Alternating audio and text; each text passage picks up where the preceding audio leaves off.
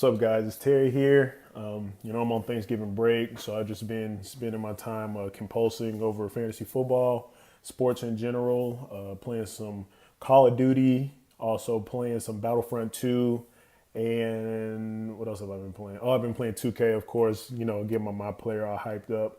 But I want to talk about some fantasy. Let's talk about tomorrow's games and happy holidays. Happy Thanksgiving to all you guys. We're going to talk about tomorrow's games, though. Our first game we got Minnesota and Detroit. Minnesota, Minnesota, they're starting Case Keenum at QB. Bridgewater, I think he's back, but they're not going to make the switch yet until Case Keenum has a bad game because Case Keenum's been playing really well, actually. And so they're going up against Detroit. So I'm definitely saying start Case Keenum because Detroit, in the past two games, they played Bears and Browns, and they've let the Bears and the Browns score 24 points on them in consecutive weeks. And so Case Keenum's going to be a good start because he has two weapons in Adam Thielen and Stephon Diggs that didn't really show up last week. But we all know how good Diggs can be. So Case Keenum, I think that's a good start. I think he should be available in some leagues. If not, or if you already have him, or if he's available, I would say that's a good start. Matthew Stafford against Minnesota's defense, I'm real wavering on that one. I don't think I would actually start Stafford because what Minnesota's defense did to the Rams last week, they kind of shut Goff and company down. Robert Woods went out. I think he's out for a couple of weeks with a sling. I think he did something to his shoulder. But Matthew Stafford, I would probably sit him. Let's go on to running backs. Latavius Murray had another good game. Latavius Murray, I think he's going to be the featured guy in that offense. Jerick McKinnon's taking a step back. For this week, if Detroit can put up some points, I think Jerick McKinnon can put up some points for us, but I wouldn't start him. I think he's a sit. Latavius Murray, I would say he's a play. Amir Abdullah against Minnesota's defense, I would say he's a sit. He might get a goal line touchdown. I think he had a decent game last week, but I would sit him. To receivers, we got Stephon Diggs. He had a down week last week, but I'm down in playing him. I would play him if you have him. And Adam Thielen, I mean, dude, he's been a top 3 receiver in fantasy this year. He's been better than Julio. He's been better than, a lot of different big name guys. And I just stopped there because he's one of the biggest names. And AB's been having a crazy year. So, but Adam Thielen's top 3 definitely fantasy receivers. He's a definite receiver, number 1 higher up option. So definitely starting him. Golden Tate and Marvin Jones, they really killed me last week. I really thought Golden Tate was going to emerge last week, but Marvin Jones had another huge game. I think let's go look at his stats. I know he scored a touchdown. He had like in the teens in points. He had 16 fantasy points, 85 yards, and a touchdown with 4 catches. And instead, I had played Golden Tate, which he didn't do so well. He got 3 catches, 32 yards. So he didn't do as good as Marvin Jones. So, so for this week against Minnesota, I wouldn't necessarily. I'm actually going to start probably one of them, but I would say sit both because Minnesota's defense is insane. Or maybe I would go with Marvin Jones because he has the hot hand. He stay in the flames with Marvin Jones. Let's see who else. And anyone else isn't really all that worth talking about. So we're going to go ahead and go to tight ends. Let's see. Kyle Rudolph. I thought he was having a little bit better year than what he was. He had 8 fantasy points last week. So if you got him, I would start him. But he's not going to be a guy you're depending on to get you a lot of points. Eric Ebron, he's not really a start to me. Any one of these defenses, I would say Vikings defense will get the start. Detroit Lions leave their defense on the bench because Minnesota has a really good offense, even with Case Keenum. And I think Case Keenum's a great QB, though. Going on to our next game, we got Chargers versus Dallas. Dak Prescott having an abominable game last week. I think it honestly happens again because we got they got Melvin Ingram, Joey Bosa out there on the D line.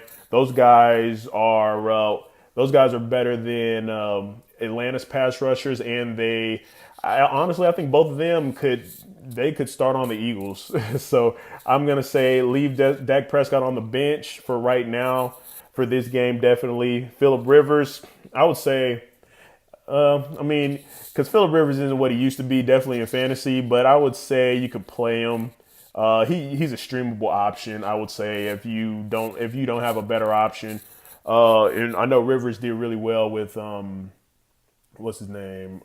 Michael. No. I was about to say Michael Floyd. I'm tripping. With Keenan Allen last week. I know they had some connections. They finally got connected with some TDs. So that's something to look out for on the Cowboys defense because they're not all that great. Melvin Gordon, I think he's definitely a play because if the Cowboys turn the ball over like they did last week and the week before, then Melvin Gordon's going to get a lot of carries because the game script is going to be that they're going to be running the ball. And so, and then the Cowboys defense we know isn't all that great. And so Melvin Gordon I think he's due for a big game as long as they get a few early turnovers, say Bosa or Ingram get a couple strip sacks or some sacks, and then they got a punt, 3 and out, stuff like that. So look out for Melvin Gordon to get a lot of garbage time carries to run the clock out, and I think he'll get a lot of points that way. Alfred Morris, I wouldn't say play him because Chargers defense is pretty nice. I think they're one of the most underrated defenses. I actually have them in one of my leagues, and they have a few weeks where their defense put up like 25, 30 points. So Alfred Morris, and then I think they're going to be behind because Cowboys offenses, they've taken a huge step back with the injuries. So Alfred Morris, I don't think he's really going to be that great of an option. Austin Eckler, he had a great week against Jacksonville, receiving the ball for the Chargers in place of Melvin Gordon. I think he was just spelling them. I don't think he's really that much of an option this week. He's not going to do that week in and week out. Rod Smith for the Cowboys. If you start any running back, I would honestly say start Rod Smith because he's going to be. I think he's pretty much like the guy that they're looking to catch out the backfield, and I'm suspecting that they'll be down in this game, so they'll actually need to throw the ball. Going on to receivers, Keenan Allen coming off a monster week last week. I think he had 2 touchdowns. Let's go take a look. Yeah, he had 1 touchdown going into week 11, and then he has 2 touchdowns. So now he has 3 touchdowns on the season. He went 13 targets. That's insane for 12 catches. He went for 159 and 2 TDs. Yeah, definitely start Keenan Allen. Dez Bryant, he's looking like a shell of himself. And Chargers defense is really good. And they got one of the best man corners, in my opinion, in the league, and Verrett from out of TCU. And I wouldn't say start Dez Bryant. He's been a shell of himself lately. I think it's the injuries, but I mean he's not going nowhere else but down because he's getting up there in age. And Cole Beasley, no, don't start him. Terrence Williams, no. Tyrell Williams for the Chargers, I wouldn't say so. Terrence Williams might be actually a sleeper start if Dez Bryant is attracting most of the coverage. And Bryce Butler, I really wish they would, because I'm not a Cowboys fan, I'm a Rams fan, but I really wish Bryce Butler would be more involved in their offense because he's a great receiver. I want to say he's at a USC if I remember correctly. And he's actually a really good receiver. He's really fast, and he's like 6'3", and he's been making some crazy catches, but he never really gets that much of a chance. And with Dez Bryant on the down sort of pace, I really think he should get the ball more. But whatever. Let's see, Hunter Henry.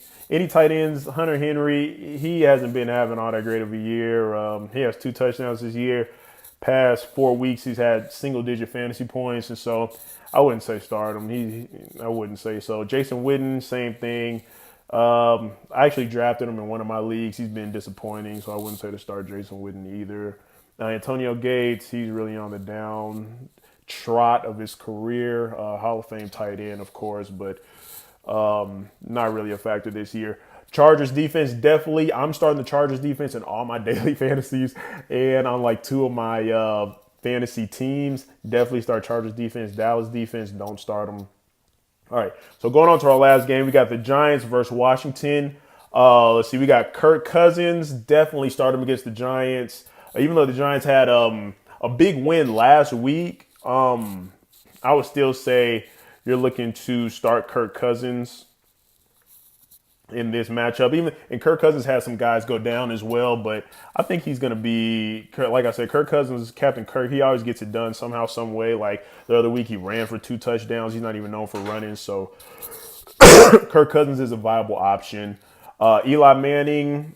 I wouldn't say stream Eli Manning because he has some injuries. Well, does he have some injuries? I think Sterling Shepard. I think he's questionable. I don't know if he's going to play. We'll take a look at it whenever we get there. But Eli Manning. Actually, no, I'm tripping. Yeah, don't start him. I don't know what I'm talking about. Okay. Going on to the running back position. Orleans Darkwa had another pretty good week last week. They're trying to give him the ball. He's pretty much the number one running back. He had 20 carries, 74 yards, and a touchdown.